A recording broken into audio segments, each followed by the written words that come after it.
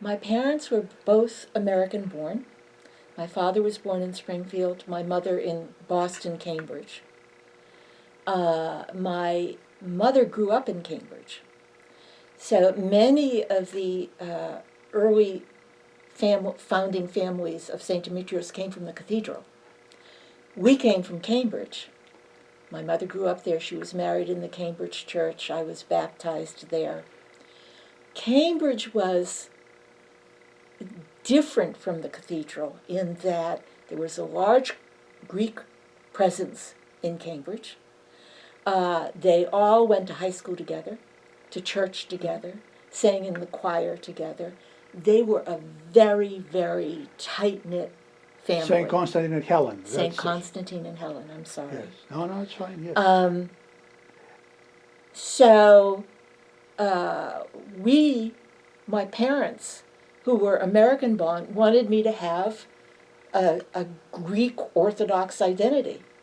So they really went above and beyond. They went back and forth for Sunday school, for junior choir practice, for junior Goya, for cheerleader. I was a cheerleader for the church basketball team. Oh my goodness. It was exhausting. Were the yells in Greek? No. No, but there was a strong Greek presence in the church, yes, which was hard for me because I didn't really have that Greek background. Second generation, you stop speaking Greek at home. In any case, and I couldn't go to Greek school because it was right after American school, and it was not possible. What were your parents doing professionally? My uncle Nick, who was yes, also a founder of the church, had a restaurant, and my mother ran the front half, he ran the back half, and my father was working for another company. Okay. My father's parents were married before they came to this country, and they were born in, well, it's now called Elaine, but back when it was called, I'm blanking. It had a Turkish name, which they weren't happy with. Where was it about? Peloponnesos. Peloponnesos, okay. My mother's parents met here. So her mother was from Lefkada, and her father was from Messenia, I think. Yes, okay, Kalamata. He had already died, and I don't know much about him. So what brought them here? Your grandparents? I think it was just looking for a new life. There were a small group of people who decided there should be a new church, which was pretty daring because there wasn't a Greek population in Newton, Wellesley, Weston. So that was different from the other church communities. There were Greeks, but not a big presence. They got the telephone books. So they got hold of the Newton telephone book, and they went through the Newton telephone book looking for Greek names. Oh, so Panagopoulos, you think maybe that's a Greek name. Absolutely. So my parents came home and they said they want to build a church here in Newton. And so they were in. But then we had to name it. Yes, can we talk about the naming? I wasn't there that night. Oh my. I stayed home and did homework. Oh. It was a Sunday night. But that was a free-for-all. My parents were there. Everybody talks about it. It was the Wild West. You had to pay for your vote. Absolutely. And there was a battle going on between someone wanted Hagia Sophia. Yes. And there were quite a few Dimitri. Yes, that's exactly what that said. Yes. So it was back and forth, back and forth, back and forth, and it was kind of even Steven. And they were making money. The longer it went on, the more money they were making. Yeah. And then finally somebody, and I've forgotten his name, threw down an extra $1,000 and said, this is it. We're going to put an end to it. It's going to be St. Demetrius. So we begin. And in the beginning, we never knew who the priest was going to be. We didn't have a priest. It was a different priest every week. Nobody knew anybody. So we invented coffee hour. We were the first church to ever have coffee hour because we didn't know each other. So one of my strongest memories of the early years of the church.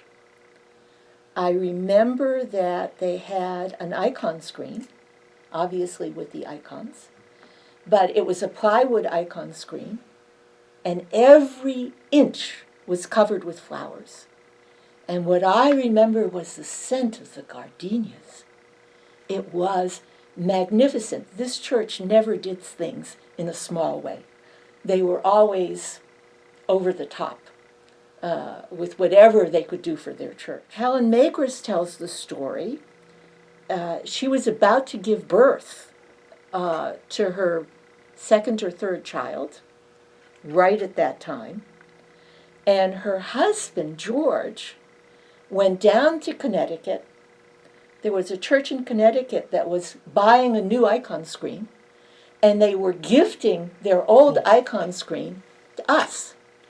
And so it must have been Friday night. George drove all the way down to Connecticut with a few of the other men, drove all the way back, and there were people at the church waiting. And I think in the middle of the night or early morning hours, they put that icon screen up. Unbelievable. So finally, just last Sunday when I was talking to her, it clicked. What I was remembering was Good Friday. Flowers, epitafio. Yes. The icon screen came in for the first Easter. Resurrection. In those 24 hours, they pulled it in and put it up. Can you imagine the commitment? They wanted it there. And they literally stayed up all night, I'm sure. The Azure Ball, very early on, became a tradition. Why Azure? Where did that come from? I don't know. Okay. It was held at the country club just down the street from the church, Woodland Country Club. Woodland Country Club, yes. We were there recently for the golf tournament, and I said to Father Cremidis, this is where they used to have the Azure Ball. And he said, no, it's too small. And I said, we were small. Yes, exactly, we were small. They all fit into that tiny facility. There was a raffle. This is the fun part. There was a raffle. They were raffling off a Cadillac, which in the early 1960s was the car. Absolutely. This was a huge pink Cadillac with enormous tail fins. And the tickets were $100 a piece, At that time. which in 1960 was a big amount of money. Yes. My Uncle Peter bought a ticket, Peter Georgantis. Yes. And I was just talking to my cousin Louie, and he said they were at home on Saturday night. They get a telephone call, and they said, we're at the Azure Ball. You just won the Cadillac. Uncle George? Uncle Peter. Uncle Peter won the Cadillac? George Georgantis. He won the Cadillac. He won the Cadillac, and for years, every family event, there was that pink Cadillac. But it was wonderful. Again, larger than life, dramatic. That's the style of this church. The Goya, you wanted to know about the Goya. I have snatches of memories, so that I don't remember always the exact place, but I have the memory. I remember many outings. We went, it was a small group. I don't know how many of us there were. She said about 20. It wasn't that small, yes. I was just going to say 20. I consider that small, but there were about 20 of us to start with. We would meet in the church hall for Goya meetings. Friday nights. I remember we went on a skiing trip. Yes. And that was great fun. I learned to snowplow. I was not a skier. We went to the beach, and I have pictures of that beach party. Oh, excellent. We had, the boys made a pyramid. So there would be 3 on the bottom, 2 boys on top, and then I have a picture of Cindy on the very top and of myself on the very top of those pyramids at the beach. So I remember the beach outings. Bowling? I don't remember. Yes. Yes, bowling. Yes. I had forgotten about that. You're right. Yes. There was bowling. The trio Bel Canto Yes. had just put out a record of Greek ballads, and one of them was titled Sing Along with the Trio Bel Canto. Okay. They had, in the record jackets, they had all the lyrics printed out in Greek and then in anglicized Greek. Right. And the whole church community sat there and sang along with the Are we Trio Bel talking Canto. Newton Lower Falls now? Newton Lower Falls. No kidding. That's enough. I have focused on Newton Lower Falls. Unbelievable. And in fact, there isn't that much. That we have a wonderful Greek school today, Yes. but there aren't that many community Greek-speaking events like the ballads. I think we have a large non-Greek presence in this church. Yes. And so it no longer works. But in those days, we identified as Greek, and it was just wonderful. Now, I want you to speak briefly to the fact that you, having been brought, because of the efforts of your parents, a Greek girl in the middle of Cambridge and Newton, and you end up marrying not any person with a foreign name, but you found a Greek person. Yes. Well, how did you find this Greek person? Well, first of all, when I was growing up, a mixed marriage was when the grandparents of the bride and the grandparents of the groom came from different villages in Greece. Oh, yes, well, Anything outside of that was not allowed. I got it. I'm with you. Once I graduated from college, I went to Greece to meet my grandmother's family in Lefkada. They were in Athens, Yes, and they still kept their home in Lefkada. go ahead. My mother's first cousin, one of her first cousins was Apostoli Kaklamanis, who was a lawyer in Greece, There's a big name in Greece, yes, eventually became president of parliament. yes. I would go visit him in his law offices. Now, they saw a young and, at that time, very attractive young Greek girl. They kept trying to marry me off. It wasn't working. I was not going to stay in Greece. Said, they're smart. Apostoli said, I have some friends, some lawyers, because all the lawyers were at Santa Rosa Street. They were all in the same office You're correct building. about that, yes. I have some colleagues who have their nephew visiting from America. Uh-oh, yes, Let's all have coffee together. absolutely. Now, this is a little embarrassing. I had graduated from college, never got very far from home. I went to Wellesley, which is about as far as my parents were going to let me go. I don't blame them. I had graduated from college. I stayed at home with my parents after I graduated. I couldn't do it. My parents were the sweetest, kindest, quietest people. They made church mice look like party people. And I was used to a dormitory of girls. So finally I said to my parents, I'd like to go and live in Cambridge with some other girls who were Wellesley graduates. This was pretty difficult. Revolutionary, yes. And I went to Greece and I told Apostoli, I'm moving into Cambridge. Didn't go over well. Young Greek girls do not move away from home. Not that, not that we were going to do anything away from home that we wouldn't have done at home. In fact, the opposite was true. Some of the people that stayed at home were much wilder than we were. But so here I am in the law offices with it was a husband and wife. She was a judge, he was a lawyer, friends of Apostoli, and my cousin, I called him Cousin Apostoli, and Michael Ward, who was their relative. And Michael said, I'm going to Harvard.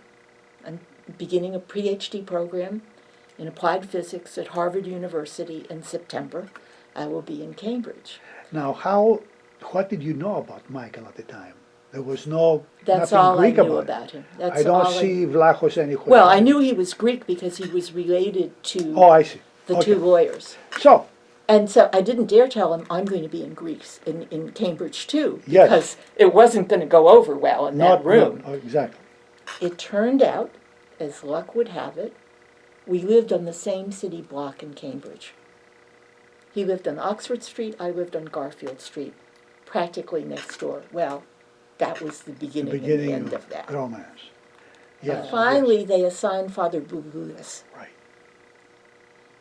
He was only a few years older than we were. He was a new graduate, newly ordained.